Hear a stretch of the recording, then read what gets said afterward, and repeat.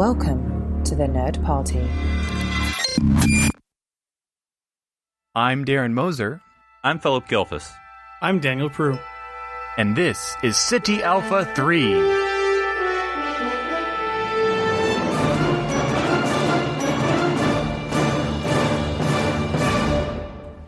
Hello, everyone, and welcome to SETI Alpha 3, a Star Trek podcast here on the Nerd Party Network. I'm your host, Daniel Prue, and joining me as always, we have Darren Dax and Philip Dax. How are you guys doing this week? How's your any Star Trek going on, or Doctor Who, or Star Wars? What is the item of the week? Is there any news going on? I don't know. You guys tell me. I feel like we used up all that news. Like, we had that big week of Something will drop. so much, but that's true. That's why I'm calling it out, so it'll happen. This is not really. This is just pop culture news in general. But, of course, one of the people that I have a intellectual and otherwise crush on, Phoebe Waller-Bridges. She's getting she has a lot of stuff. She's obviously, it hasn't come out yet, and this is old news, but it still hasn't come out yet. She wrote the new James Bond, or co-wrote the new James Bond movie. Announced Indy 5 coming out, and she's going to be a star, I guess, co-star of Indiana Jones 5, which but I don't know. Oh, but yeah, she's in it, so I don't know. It gives it. It's the lady that what's the show? The big show. Fleabag. Fleet. Yeah. And then I think she's announced as and Killing Eve. And she's coming back with Donald Glover, Mr. and Mrs. Smith. Mm-hmm. Apparently, they're going to redo Mr. and Mrs. Smith. Oh, really? It's a redo, or not like a semi-sequel? Well, I never saw the first one. That feels like that's what hopefully this movie doesn't break up a marriage, but anyway. Well, they're not married, as far as I know. Neither were the co-stars of the first one until. But anyway, and last thing I'll say, as far as Star Wars related, I did finish my TOS rewatch. Boy, that does not end well. As I promised you guys, I was like, before just going straight into TAS, I'm gonna take a lower decks break. So I watched the Second Contact first episode. Did he just say Star Wars related, Daniel? That's what I heard. He did say Star Wars, and I was confused as well. Yes, that's all right. Just checking. We'll say it's a slip of the nerd. You dialed for home, and then the big spinny thing spun, and you went through. Too much blue milk. So how was on a much distanced from your first rewatch from your first watch? The second, how was it? I think I liked the first episode better than y'all did. So I was here for it. I was here for the craziness. I was here for the full on. Don't spoil the milk.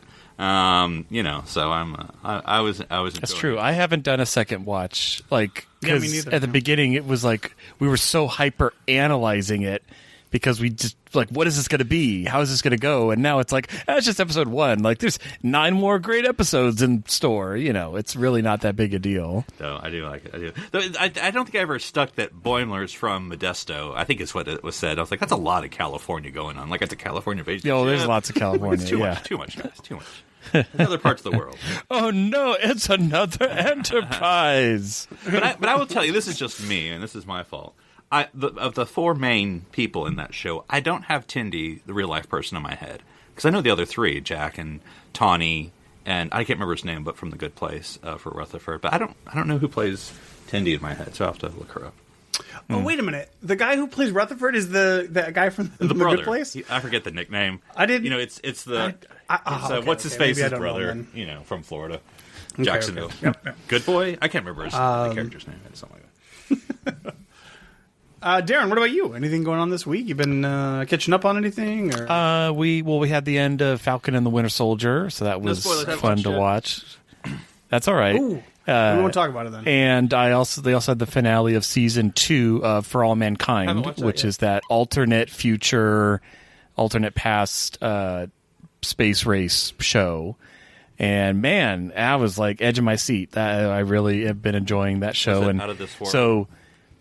Well, the second season jumped to 1983, so it's like the shuttle era and Reagan. Cool. So they do a 10-year jump between the the first season and the second season. Well, no, we're already past that. Okay. No, it's at this point they actually address it like that they figured it out before it happened, and we're way past we got Gen 2 shuttles and all sorts of stuff nuclear What's the Enterprise powered. doing? They don't mention the Enterprise. So this is this show is run by Ronald D. Moore. Yes, right. Yep. Okay. Yep. Yeah, and you have a lot of Star Trek alums. Like the news lady is Hoshi Sato, cool. so she pops up, and you have other characters. Little Trek alums every once in a while, but it's great. I've been enjoying it just because I don't know what's going to happen. Like it's like, how is this story going to unfold? Because it could really go anywhere, and. I do know that they're going to do another time jump in the third season to 1995. Ooh. So that's going to be fun. So another decade. But here's the thing. In 1995, we're still working with the shuttle program. Well, but that's the thing. We're already we're already past, like, technology is past where, like, we have a moon base, like a solid moon base by 1983. So at this point in his career, Ronald D. Moore understands that once you divert history, you keep diverging. It keeps diverging into a bigger and bigger degree as you go through time. Right. Unlike the mirror universe in Star Trek, which seems to be, for whatever reason. Don't worry, they're not going to jump over to the prime 1995 where nothing happens. It's like Man in the High Tower or something, I mean, there's a lot of drama, there's a lot of interpersonal relationships. I mean, that's the core of the show, but there is still a great amount of, space and sci-fi a bit in that. So when they do time jumps, like, are these all new characters? Is it kind of like a reset? No, it's just that they've aged. So the first season starts in 1968, and it's literally starting like where the Russians landed on the moon first. So like they beat us by like a month, and then it goes through that into like the early 70s, and then it does a time jump to 83 for and yeah. So basically, all the same main characters are there. They did actually a really cool thing where they established a character loosely in the first season and then have her pay off in the second. So you introduce her as like a young, like 12-year-old girl who's a Hispanic immigrant who sneaks across the border and really loves space. And by the second season, she's like working at NASA. So you have a little more invested than just brand new characters season. Yeah, so instead of, you don't have a character that just shows up in season 2 and you're like, who is this? Like, you have a little bit more invested. So yeah, so I'm expecting, although that's another 10 years, so yeah, but they have established some newer, younger characters, like Sally Ride is there, who's an actual astronaut. So, but still, the majority of the characters are fiction that are based off of, what you would expect from a person of that time, but they're completely fake, so they can do whatever they want with their story. Sure. I mean, like Ronald Reagan is still the president and stuff like Ronald that. Reagan? The actor? I know. Yeah, exactly. So, yeah, we'll see. It's interesting. Yeah, but really good show. I really enjoyed it, and I'm pretty sure it's been greenlit for a season 3. So, actually, I think they're filming that already. But anyway, that'll be fun to see when that comes out, probably next year. What about you, Daniel? What are you watching? Well, like Darren. How was the second episode of Deep Space Nine? I think we're on the third, maybe fourth. We've watched a few for sure. It is slow going, but it's definitely moving forward. It's good, but of course, early Deep Space Nine. Are you having to cajole the girl? Like, no, let's stick with it. Yeah. No, I don't think it's that bad. It's really not. The characters are still pretty strong, even right from the outset, at least most of them. So, yeah.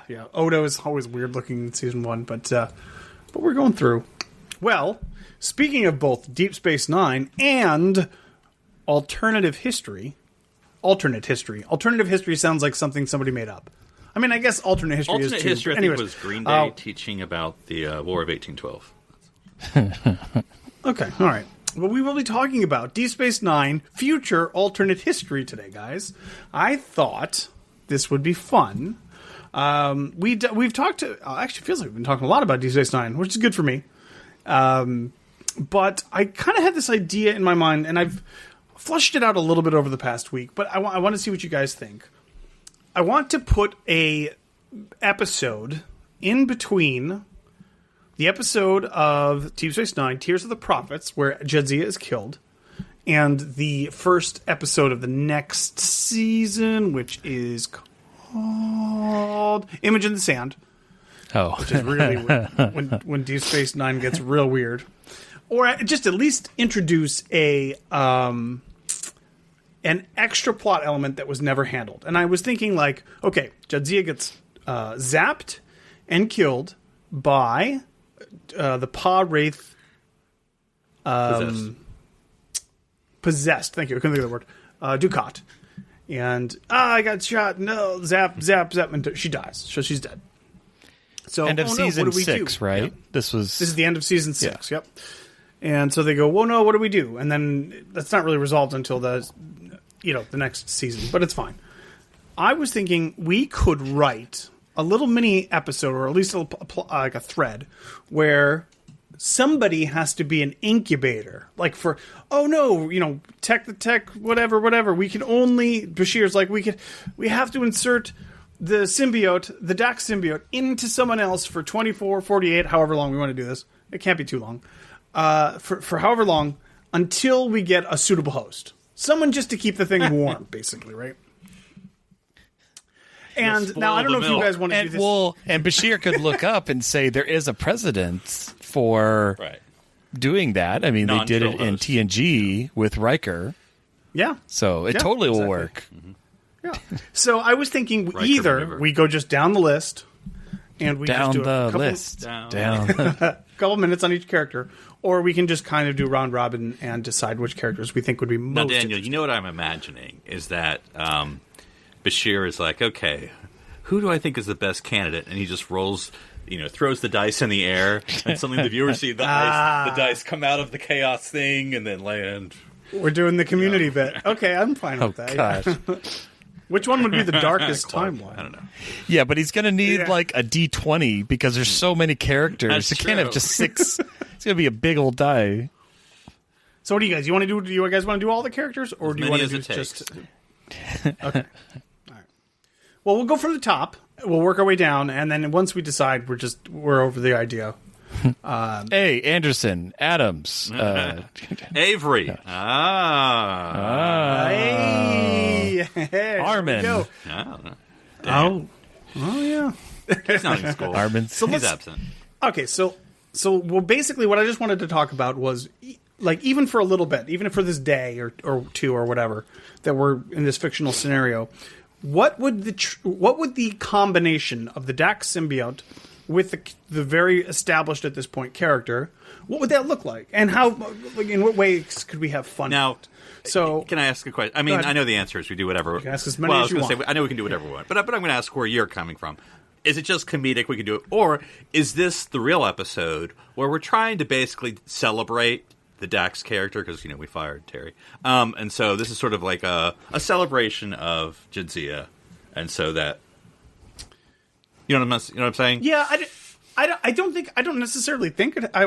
My mind, it's not always going comedic. I mean, there's definitely I just want to make certainly characters that. Yeah. No. You could easily turn this into a character piece about any of the characters and learn more about them specifically through what they get from this experience or what they bring out into the Dax symbiote. Because we didn't really get. But I just thought it'd be we really didn't get a goodbye from Jadzia, in which that's life and that's DS9. They're not going to necessarily do the Tasha Yar with the Windows background. But this might be some closure that we never got to. That's a great point, Philip, though, and something I hadn't thought of. Like, we could have essentially a scene of Jadzia saying goodbye through the symbiote. Mm-hmm. Man, that's going to complicate it a little bit. So again, is this one episode, or are we saying that she's going to be like this for like half the season or something? No. Oh, I say this is just literally a very special episode. like a. Okay. Yeah. And it's only Jadzia that's coming through, not like the episode where other hosts came through, because we kind of already saw that. It is Dax. Got it. It is the Dax symbiote. Yeah. So yes, it's Jadzia. It's we do whatever. Okay. Whatever works. Okay. Yeah, it is. If you really wanted to limit it, but I don't know how you would justify that. I guess you could say like, oh, it's so fresh that it was Jadzia. Like maybe she comes through the strongest or whatever. Yeah, like to me, maybe it depends on the person. We just don't know the. So starting with Ben, but like it's obviously, well, not obviously, but certainly a parallel has always been Doctor Who with the Dax, because, one character, hand quotes, with many personas.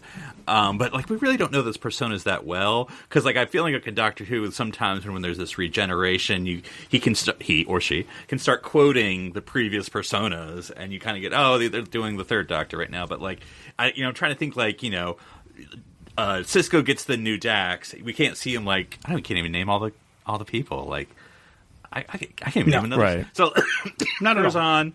I can't remember. And was I the only one who thought Curzon was a Klingon for a long time and didn't realize that he wasn't? I know there's a murderer. Yep. There's a pilot. Well, there's a secret dancer and a school teacher, and there's a couple of different things. Yeah. Yeah, go ahead. First one's Dax. I do know that.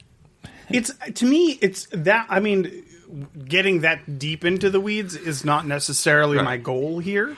My goal is to see how Dax would, how the characteristics of Dax the people that plus we know the person change. we know. That mixing is the interesting part. Exactly. Leela, Tobin, Emily, Aldred, Tarius, Duran, Curzon, Jadzia. Tarius, I think, was the murderer. No, he's the pilot. But anyways. Duran is the murderer. Gotcha. Sorry. Go ahead. So let's start with Ben. With Cisco. So weird. And Curzon and Ben. So this is interesting, right? Because it is interesting because you have these pre-established, crazy close familiar relationship with Curzon. Now you'd think that something interesting has to come out of that, right? But what would you do? What would you make? How would that work? What revelation would Cisco get about himself from the Curzon symbiote? Well, I think, and I mean, this will be true in everything, but just because he's the first, I'm going to do it for the first time. I mean, Worf's gonna be there, and how does Worf look at Cisco?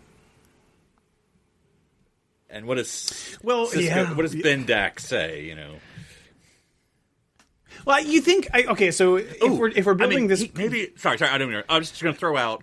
No, is this going to be the awkward Ezri introduction 20 times, with each person? I mean, I'm almost not to do Klingon stuff, but I'm wondering. This is it's awkward. Blah blah blah. I'm at halfway through the episode, and at some point in halfway through the episode, or a little later, we have Worf sulking somewhere as he always does. Whether it's the Hollow Suite or someplace, probably the Hollow Suite, because I want to do Klingon stuff here. And Ben Dax comes in, but maybe he's approaching Worf as sort of like a Ben Curzon.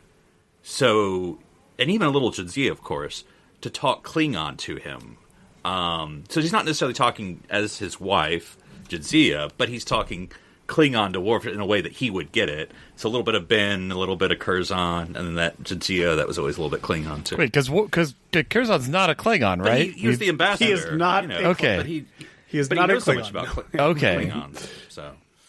Okay. Yes, he's very involved with the Klingon culture. Got it. Because I was always slightly confused. I mean, even though they have the shot of him passing the symbiote in the beginning, the way they describe him so much, I was like, because even are you? I think the first time Worf meets Jadzia, he says that Curzon is considered an honored, blah blah blah. Yeah. Oh, he's honorary Klingon. Okay, that makes sense. Curzon also sounds like a Klingon. He does. So it does. It totally does. The K actually. Wait. Check what? Starts with a K. Check. It's K''RZON. K Otterzon. Here's the House thing. of Human. I wouldn't want to... if we're doing this in one episode, and if Worf understands that this is just a very temporary situation, I would save the drama, the Dax drama, for Ezri still. He's not going to be upset at Cisco... because he knows this is just quick. Maybe he just jumped on the Defiant and he's hunting down Dukat right now. That's true. He's just out of the picture. But honestly, if we leave Worf out of this entire scenario, it might make it easier. Well, yeah. And my only we can go with that. But my only thing is, I think we could say goodbye. Or there's a way to say goodbye with Worf, with Ben, and all that comes with it. But I think when Ezri comes, when it's a attractive woman who's the permanent host, you can still have the drama of You know? Right. Yeah. The hanging upside down talk. Because I think there's the drama there of Ben Dax. You know, you have the wisdom of Ben with his loss of his wife, honestly. And you have the wisdom of the Daxes of having to say goodbye. And, you know, there can be some, I say schmaltzy, but it'd be done dramatically of, you know, Ben saying, you know, she's still here, Worf, you know, and wherever she goes next, wherever Dax goes next, you know, blah, blah, blah. So. Yeah. Now it's going to be awkward because he says goodbye, and then he'll have to deal with him, Dax coming back next episode, and that's going to be like, thought I said goodbye. So, anyway. Yeah. I mean, the way Worf handled it often with being like, well, Jadzia's dead. Like, she's in Sovacor and everything's good. Like, you know, that is not a very Klingon way to deal with it. And then it kind of just moves you on. But the writers wouldn't let that alone. So one of the things I think of with Ben Dax is because Curzon knew him and they were friends. So obviously, you know, through two Daxes now, he's been friends. I would say it would be very introspective for him seeing how much he's changed. Like, because Curzon saw him with Jennifer and a new son and, you know, like the birth of Jake and like that time in his life. And now all the way to season 6, like how much Sisko has changed as a man, as a person, and the hardships he's gone through and the loss he's experienced. So I think that would be really interesting, seeing kind of outside looking in, but also feeling your own emotions of kind of self psychoanalyzing for a moment of just what Ben has gone through over the past like 10 years of his life. And I think a way to do it, which is kind of the obvious way, but I'm going to do it obvious because I'm a lazy writer, is that, you know, Bashir could say something like, you know, Captain Dax, Ben Dax, you know, whatever, you know, it's temporary, but, you know, you're going to need looking after here. You don't have to stay here in the infirmary. So I think Jake is basically assigned to his dad, and you can get basically Jake now has sort of like a new grandfather. Because, you know, maybe it's Curzon coming out and sort of telling stories about his dad and like, oh, he wouldn't want me to tell you this. And I don't know, I don't know how Avery would play this of, is he coming back and forth? Is he, you know, I don't know. I would say eccentrically, if I had to guess. Yeah, but I like the grandpa angle, but I also feel that it's like a grandpa who knows the pain your father felt when he lost his wife. Mm-hmm. Like it's a mixing that's deeper than just another person that knows your family well, because it's meshed with the emotions of Sisko. And I think the grandfather element is that as much as he was a mentor to Ben, he can, and not Jake's very different from Ben. I'm not trying to say they're the same person, but he can say, you know, maybe Jake's going through something in this episode, you know, whatever it is, professional, personal, whatever. Becomes a Jake episode. Well, I mean, yeah, because Curzon or the Dax sees a young Ben, which they're different again, but you know, this is how your dad, and maybe, you know, at first he approaches it like he would approach Ben, or Dax does, but Jake's like, I'm not Dad, and then he's like, you're not, but this is what I saw and this is what we dealt with, and I don't know, blah blah blah. You know what I'm trying to say, but I think that would sort of be because Dax would then bring out how Ben was when he was young, and how and Jake can say, well, my dad's like this now, he's grown, and then, you know, I don't know, blah blah blah. You know what I'm trying to say. See, what I was thinking, and this kind of leads me into this, is like, what about the differences, especially for Sisko? The most interesting things basically is Curzon versus Jadzia. And I would love through this experience, for maybe Sisko to learn something even deeper about... I mean, Curzon and him seemed like they were basically BFFs forever, right? Like, they just seemed like they were awesome buds. And maybe Curzon appreciated him. Like, I like the grandpa angle. That's a really good way to go about it. Like, like the whole like grandpa thing, like maybe he feels super like extra paternal about Jake, and like that comes from Curzon, and that works really well. I think I also would like maybe he took Jadzia for granted, and like he now learns like she also has a deep appreciation of Ben in a way that Curzon didn't and couldn't for whatever reason. Maybe just because of like you said, Darren. Ben has grown and changed so much since Curzon. Like, you know, he's gone through this crazy situation with Deep Space Nine and all this stuff. So maybe he learns. Maybe I didn't appreciate Jadzia herself as much as maybe I could have. So I guess I don't know how we would want to handle these type of internal situations where like we go in the white background and Cisco's like literally having a conversation with Curzon and Jadzia. How do you know it's not the prophets? But yeah, exactly. What do you? It's temporal. I don't know. Maybe they're all playing baseball together. Oh, actually, that's. I think Curzon would Curzon play baseball. Well, I mean, sorry, I know I keep thinking, but Dax. With Dax, I don't know. I feel like one of my hosts was a cricket player. I don't know. Yeah, but there's obviously a lot of rich history to explore with Ben that we don't have with other characters. And Curzon, of course, would be at the forefront, I think, for sure. Yeah. All right, next. Do you guys have anything else you want to talk about Ben, or should we move on to Kira Dax? Kira Dax. All right. Now, I'm assuming that a Bajoran can also, like, it's not just humans, which is fine. Yeah, whoever's there.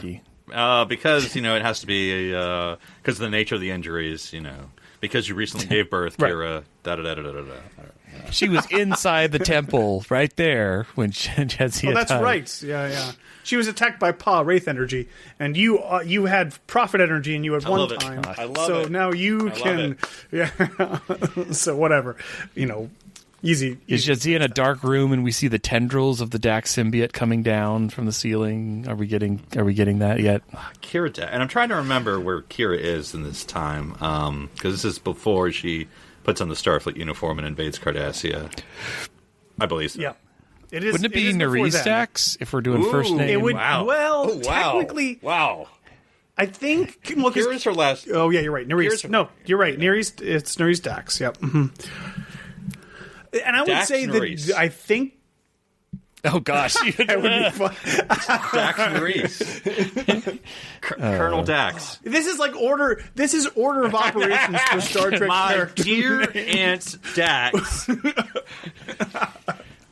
Which rules come first? I don't know how we do this. Well, she gets spots and the nose. Man, makeup chair for you, Nana.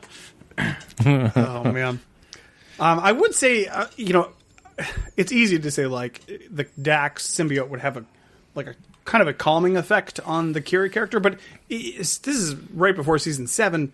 Kira is not the same. Dating Odo now, right? Like she's kind of mellowed out generally, and maybe even Jadzia has been a part of that evolution. Certainly, in fact, Jadzia has been part of that evolution. But what do you think the big? What's the hook here? Like, is there anything? I would say, my first thought is, and like you said, Kira's progressed by this point from front lines terrorism fighter. I hate the Cardassians. Like, she's mellowed a bit, but I kind of see the Dax Symbiont giving her a little more perspective as well, of like, because she's lived several generations, kind of like there's more out there and life is so much bigger than just the wrong you were dealt in your moment, like that, and just and draws her towards the Kira's strengths, which is Bajor and serving her people, in the bigger piece. So I see that kind of, because she could reflect on the torment and because we know there had to have been some of it, that Dax went through in multiple lifetimes. And so at first she feels like, well, compared to my own journey, like this is nothing. But, Dax is like, no, but you are in your place in your time for your people. And she, comes full circle there. Not the circle, but a circle. No, we got rid of that in season 1. Season 1, That's a really good point, and not to like. Did we joke about that? I remember we had some sort of running joke, like you couldn't say the word circle or something in. I can't remember. I'll have to find that episode. I'm not sure. But not to undercut her actual character development from the show, but you could easily ease that lesson into her, like Philip mentioned, her accepting like a bigger role within Starfleet, like putting on the uniform, like now her perspective has broadened. Like she's not so like laser focused on this sort of thing. Like her goal is still Bajor and to do what's right for Bajor, but she accepts a wider array of tools to do that sort of thing. But like I said, that's already part of the show. So I'm not really sure how much we're adding to it. Pairing up is the lazy way, which I'm doing. Obviously, I think she's going to be spending time with Odo. Explore again. I'm giving like the whole like someone has to be with this person. It's like a play. You can only act if you have someone to react off. But Odo, who knows a thing or two about changing, at least shape. And so I don't know how maybe he puts on spots to make her feel comfortable this episode, just like he did in that other episode. I imagine because sorry Niners, I don't remember where she is at this part. How the relationship with Odo, and then just she's already a colonel. But yeah, I feel like because again she's Nana's a conduit. It doesn't necessarily have to be about Kira. It's just Nana's going to give voice to this Dax character, and then I don't know who she deals with. I mean, because I think Quark had a crush on Jadzia, and so I don't know. And he always has an interesting relationship with Kira, so I'm sure he'll have some inappropriate comments about. He also has a crush on Kira. Yeah, that's what I say. He hits on both of them. Both my women together. I'm sure something inappropriate is involved there. So yeah. But but I was just going to say, Kira's an interesting character because I think, not to be stereotypical or sexist, but as like the other woman character, it's easier to say goodbye to Jadzia in a somewhat familiar face, and as far as gender goes, not that Jadzia, the Dax of course is a little bit genderless. So that's my only thing, I guess. No, and just this is totally superfluous, but like. Just for fun for this episode, are we putting everybody in spots? Yes, we have to. It's fun. Okay. I mean, technically we don't have to, but okay. And then we can call it spot the difference. Meow? Okay. So who should we go to next? Do we want to do Odo Dax or O'Brien? Well, are we taking Bashir off the table because he's performing the surgery? He's on the table. No. I think he's on the table. He's just a lower ranked worst person. Case, he's like, we haven't gotten there yet. I'm the only one here. He's doing it to himself. I'll do it myself. Or he activates the EMH because of his it's anti-dick. Because of his genetically modified nature, he's the one who can handle an immediate transfer. Yeah. Wait, so he's like, with my right hand, I'm going to program these this surgery in, and by the time it recognizes the first command, I'll be done, and I'll just lay there and it'll just do it for me. No, we are going in seniority, kind of. Okay. Captain, colonel, or lieutenant colonel, really, and then. And at this point, I mean, obviously Dax was the lieutenant commander. There's no other lieutenant commanders, so Odo Constable. Yeah, let's do it. Yeah, okay. All right, we'll do Odo Dax. That's so weird. So we're going to have to break some rules here. I was just saying, I'm like, look, your surgery more like, I know. Okay, your we're in. nature is, we just need you to hold the Dax Symbiont for 24 hours, Odo, and we're going to be able to send it to trial. But wait, how often does he need to turn into jelly? Every 18 hours. Okay, he needs to there's a problem, guys, because last time I checked, 18 was not... I've checked the dimensions of the bucket, and the symbiote can definitely fit inside. No. So, here's the thing. I think it's worth... He has to strain. There's some sort of... Sorry. Yeah, maybe he's... Yeah, exactly. I think it's worth actually, bending a little rules here for a couple of reasons. Odo himself is very, very used to, at this point in the series, blending... I guess with other beings, So I think it may have a minimal impact on him, but it's also kind of an interesting route to go. Maybe he will get something very important out of this experience. Maybe an actual. Like there's that one episode where he becomes a solid, but he gets like a lifetime. He gets 9 lifetimes of. Yeah. Well, I can't remember how long that. If we want to go like full bore, I had 2 thoughts. One is either he changes into Jadzia, so it's Terry Farrell playing Odo playing Dax. Oh, so they put the Odo makeup on Terry Farrell. With the spots. I like it. It has to be some I like it because he's not perfect. Or the second, Or the second option I had was Odo basically like he's still there, but he puts more goo down that comes up into another form, and he's holding hands with Terry Farrell, which is representing Dax, and he can't let go because it's him. He's both, but it's representing him talking to himself. But one is a copy of Terry, and one is him, and they have to hold hands the entire. Yeah. I've got it. No, it's a perfect thing. This is a perfect fit. What you do is every time, and of course you have to be judicious with this, but every time he's exemplifying a different version of Dax, he just becomes every hour. He becomes Curzon. He told it for like an hour, and every hour he changes into the next Dax. And he can't help it. Yeah, that's... It's like sliders. He's like, beep, beep, beep. Oh, it's like he's looking at his watch. I mean, it's like the doctor. He's just going to regenerate. I gotta tell you. Yeah. And then he changes into the next Dax. And well, I'll get you next time as I go around the horn and I go through the cycle again. And I don't want to repeat the previous episode because I can't remember when all the Daxes. But I remember that. Maybe a character has to be with Dax. And so every character gets to experience a different Dax. We kind of have established that, and I like that. Of like, there's a friend counselor that's with them. Yeah, but they all have Odo makeup. Yep. No, I love it. Like they all have the Odo makeup. The ears. So then of course, so what you do is because we did, like you said, we have that one episode, and I should have done my research beforehand. I can't remember the name of it.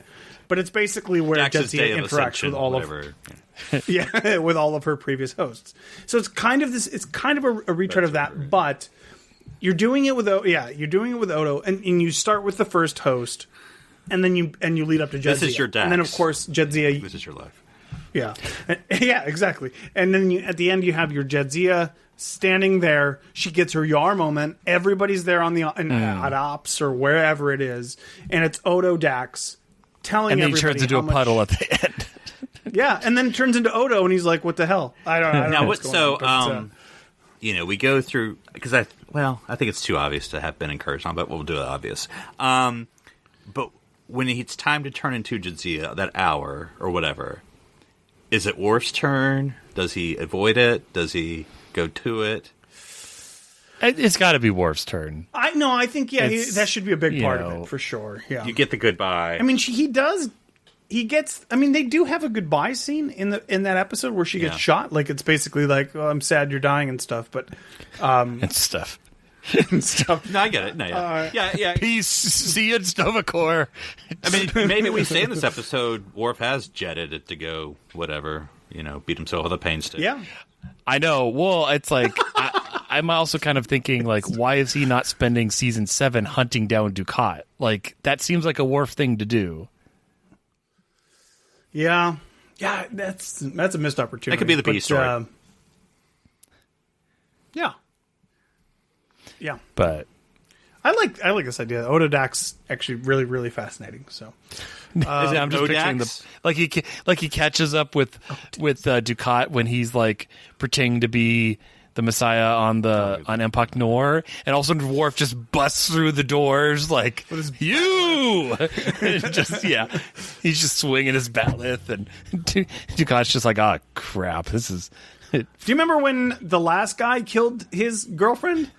He was still in Starfleet, and he just still busted through on that ship and killed that guy. Yeah, that's true. He did. So, start a war. Don't really care. Dukat's like, time to hit the old dusty tray. Okay, cool. So let's move on. Speaking of Dax, now it's time for Chief Dax. Chief O'Brien Dax, which I drew a blank on, but I'm also interested in where we could go with it. It's going to be awkward with Keiko. I don't know. And Molly. Yeah, she's going to be. Sean, it's girl time. Yeah. They just I don't know. No, you all might not like this, but like we really don't get that much family time. I know you don't like Keiko, Dan, but like we don't get like a day in the life of the O'Briens. Like this. I mean, I know this is supposed to be about Jadzia. Well, we do, but it's only when a Pa Wraith has taken over Keiko and she's ready to kill her at a moment's notice, Molly's throwing her off balconies. Time warp.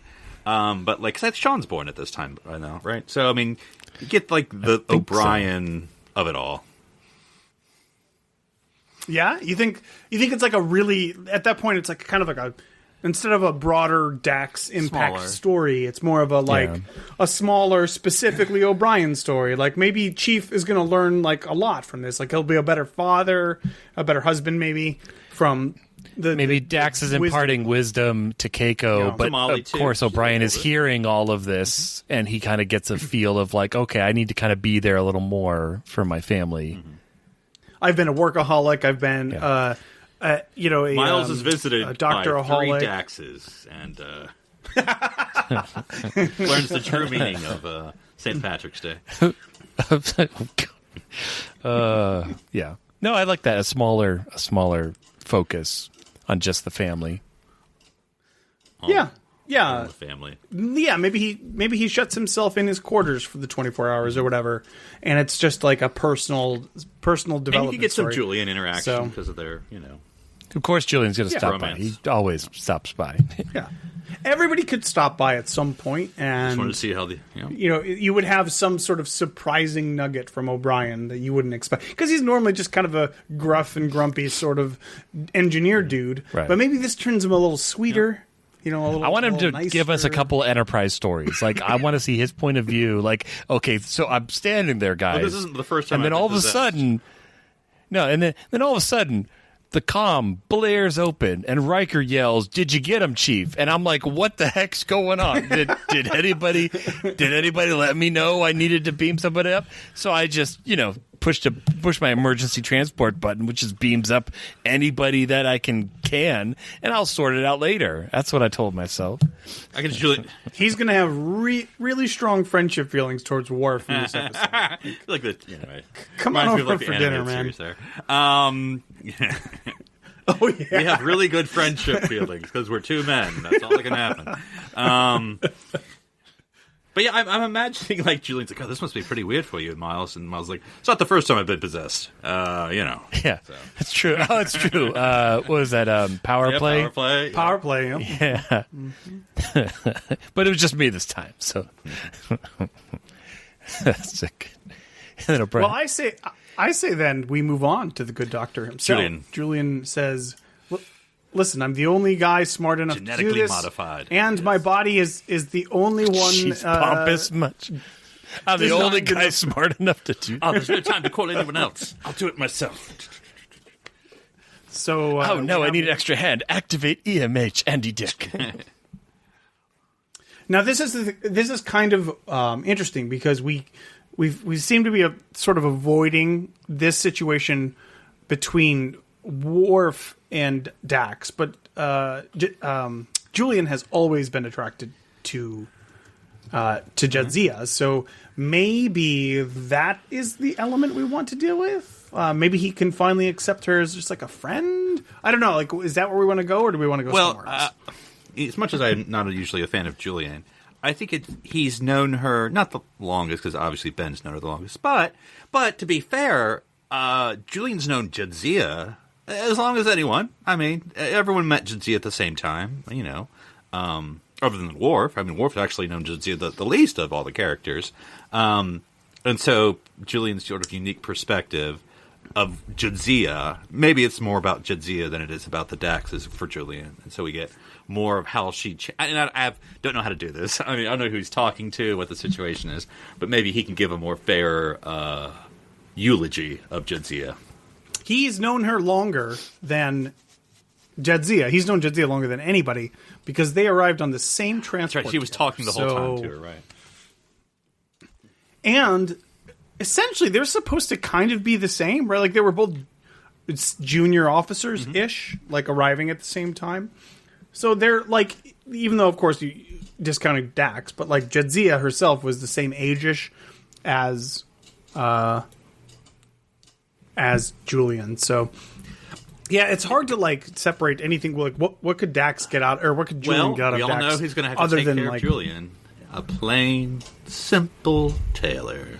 Well, that's secondary characters. I don't know if we want to get that deep into it, but well, I think that's no. I think you're talking about the person who's with him while he's going through and Miles, his counselor, the counselor, moment. No, the counselor's next season. No, but I mean, like, we always have that person We're trying who's to avoid that, Darren. So I mean, the person who's like with them during the transition. You could use Miles for some of the episode as the person, and Garrick is the person for some of the episode. So, because I think you start off with Miles because it's friendly, it's funny, it's maybe serious, but then Garrick, of course, always gives like the unvarnished truth, like, "Oh, Doctor." I would just this do is your Garrick fantasy, because isn't it? if you're doing Bashir for Miles, you don't need to swap it. You know what I mean? Well, it'd be awkward not to have Miles, but I mean, I get what you're saying. Yeah, that's true. But no, because Garrick can kind of force Julian. I don't know, Garrick. Who knows what his actual meaning is? But he's forcing, this must be your fantasy, Doctor. You always wanted Jadzia to yourself, It's not like that, Now you are Jadzia. Dun dun dun. And you already love yourself a whole bunch. So wait a minute. Maybe this is the worst. Now I'm not an expert on Federation law. But can you marry yourself, Doctor? Oh man!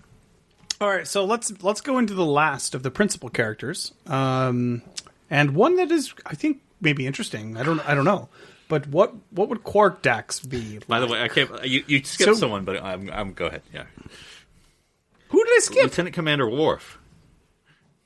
Oh no, I think we all Worf's not on the table. Gone. I think it's a weird situation. That's too much.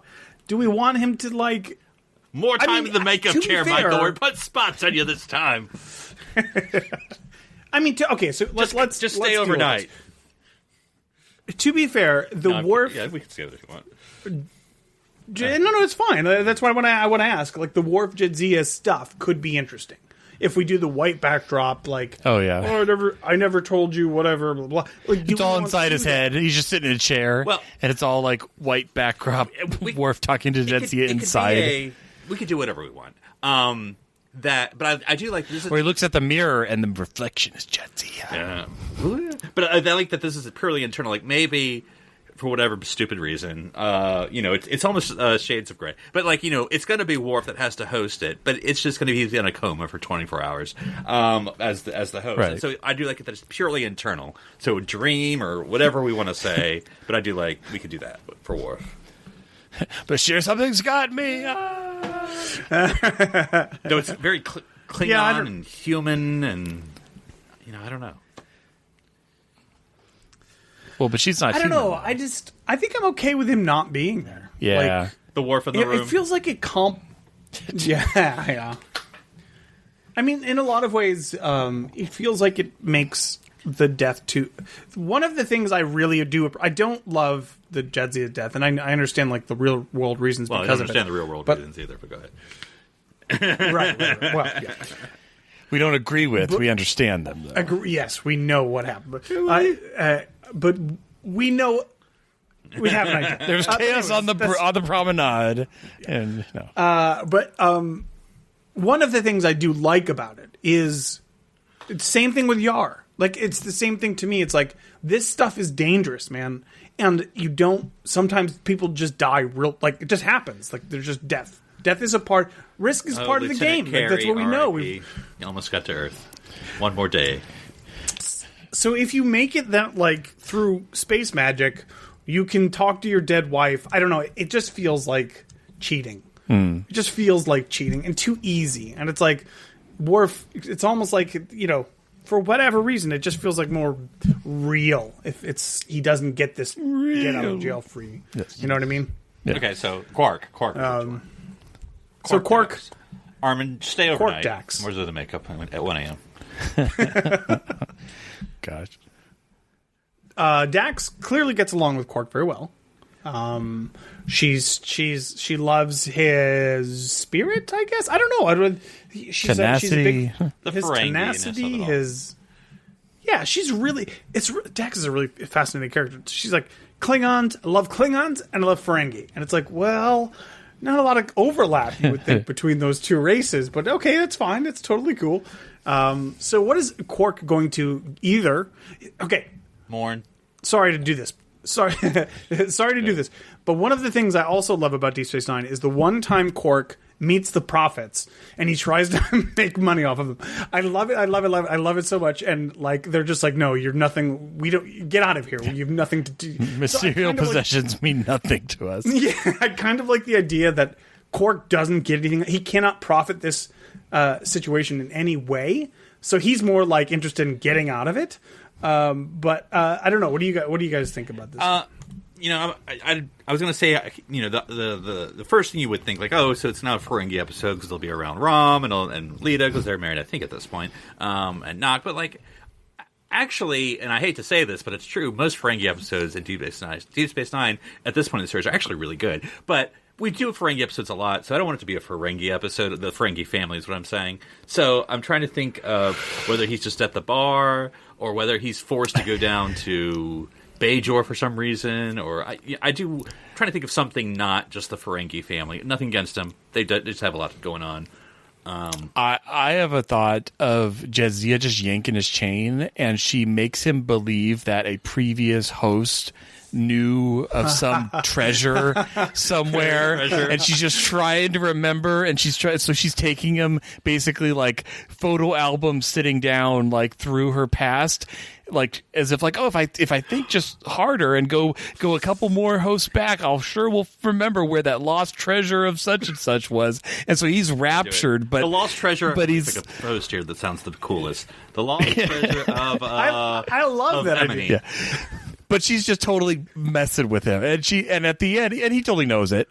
But at the end, he's just like, that was enjoyable, like Ebony, learning about your past. Ebony was an Olympic gymnast. Her gold medal has never been found. Oh, her latinum medal.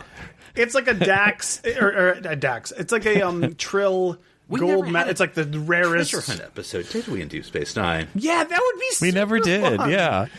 And so, because you can see, she's like, well, so it's like Tobin doesn't remember it, so it must have been earlier because he's forgotten by then. So let's go deeper. Like, we have to go farther back. Like the first Dax. But just have Morn be his companion. Useless, probably. He's just sitting there. He's just taking notes on a pad the entire time, or whatever Quark calls out. See, now that's super fun, and then what you just totally different than all the other ones we've talked about because it's pure comedic, comedy. But we get history. But here's what you do. Here's how you make it heartwarming. Here's how you change this from just a fun romp into something meaningful. You have Quark. Oh my goodness! The first symbiont, buried his gold in the desert or whatever it is, and then like he's got to go through all of it, right? And it's a silly romp, and it's stupid and dopey and fun. And then at the very end, he gets to Jadzia's clue, or however you want to handle it, and he opens the treasure box, and it just says whatever. It doesn't even matter, like whatever it is. And then at the end of the episode, after the Dax symbiote has left Quark, they go, man, you went through a lot of effort for like Rom says, you went through a lot of effort for no profit, and he goes, that's not what it was about. Right. Like that was just I just did that. I got to go on an Jadzia. adventure. Like it was just Jadzia because. Again. Yeah. Exactly. All in his mind, but it was there. Yeah. Well, and at the very end, they're like, oh, we found where it's buried. It was on the Klingon moon of Praxis. It's like, no. It's been obliterated by now. Curzon was the one that buried it, yeah. That's cool. That's okay. Cool. No. Well, I always thought it was going backwards, meaning like the first Dax buried it, but we have to slowly, like... Does Jadzia remember? No, it was too long ago, and it's like the memories faded through the symbionts. But that's fun. I like that. Yeah. It's a very X-Marks cool the Dax. That's the name of the episode. Oh gosh. Now I'm just now I have to picture the Olympics with a latinum medal because gold is just not good enough anymore. Yeah. Okay. So that's all the principal characters in Deep Space Nine, and not to give. We don't want to go long, and we don't want to short shrift anything. But if there's any other characters that you could do this treatment with, is there anyone else, one or two characters that you could think of? Of course, you can give out the joke, Morn. Character's too complicated. We get to see everything. Jake or Nog or who knows? Cassidy. Maybe that the singing Cassidy hologram. Yates. I don't know. anybody else that you'd be dying to see? I mean, Garrick would be the guy who runs the Klingon restaurant. Let me think. he did like Jadzia. No, I think that's good. That's good. Kai Wen just suddenly shitting it. No. I was going to say, if anything, go back to that planet with Kaiopaka. Bring her back. See, that's a thread Deep Space Nine left. It's in the Gamma Quadrant. Yeah, we don't care about... Nobody goes there. All right, well, that was fun. It went in some different directions I wasn't expecting, so I was expecting it to go in different directions, so... But... Darren, if people wanted to ask you what your favorite Dax is, how would they find you? You can find me on Twitter, Instagram under username Dr. Sci-Fi, DrSciFi. And Philip, if people wanted to find out where your favorite Deep Space Nine character is, how would they get a hold of you? Well, I hope it's an anniversary special like Doctor Who, because then we could have a multiple Dax story. They can find me on Twitter at NC Public Servant. And if people wanted to know my favorite as well, they can find me on Twitter at 1UpDan. That's the number 1, not the word. Until next week, I'm Daniel Prue. I'm Philip Gilfus. I'm Darren Moser. Stranded here on SETI Alpha 3.